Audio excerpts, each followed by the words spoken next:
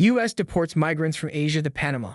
The Trump administration deported migrants from several Asian nations to Panama on Wednesday night, Panamanian and U.S. officials said, in a move that could signal much faster removals of immigrants who have remained in the United States because their countries have made it difficult to return them.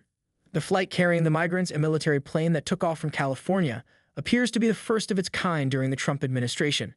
It came on the heels of Secretary of State Marco Rubio's visit last week to Panama, which has been under tremendous pressure from President Trump over how it runs the Panama Canal.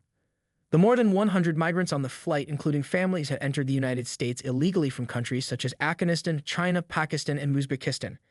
It is often difficult for the United States to return migrants to those nations. President José Raúl Mulino of Panama, speaking at a news conference on Thursday morning, said 119 people of the most diverse nationalities in the world had arrived the night before on a U.S. Air Force flight at an airport outside Panama City. Mr. Mulino said they were being housed in a local hotel and would be moved to a shelter in Darien, a province in Panama's east, a process managed by the International Organization for Migration. From there, he said, they would be repatriated.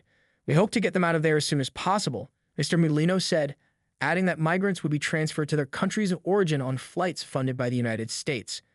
This is another contribution Panama is making on the migration issue, he said.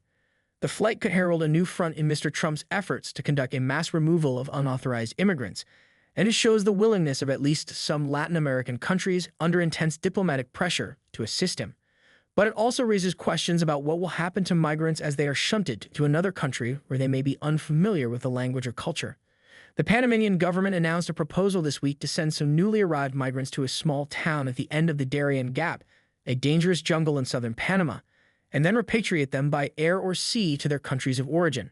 Responding to reporters' questions on Thursday, Mr. Mulino said 2 more U.S. Air Force flights were expected to bring a total of about 360 deported migrants to Panama. He said he expected they would quickly be flown to their countries of origin from Darien in an effort that would be paid for entirely by the United States. Mr. Mulino did not give a timeline for when the other flights were scheduled to arrive.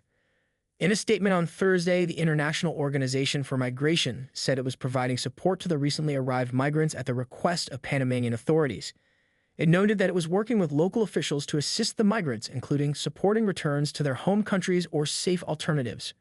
Migration at the southern U.S. border has shifted in recent years to include not just people coming from Mexico and Central America, but also those from a wider range of countries, including ones that either do not accept deportation flights or take them sparingly. The Trump administration has already received promises from El Salvador and Guatemala to accept migrants of other nationalities. Administration officials have indicated they are discussing similar deals with other countries. But critics have noted that the United States could be sending migrants into more dangerous conditions. El Salvador, for example, has been accused of widespread human rights violations in its detentions, and Guatemala has one of the highest rates of violent crime in the world.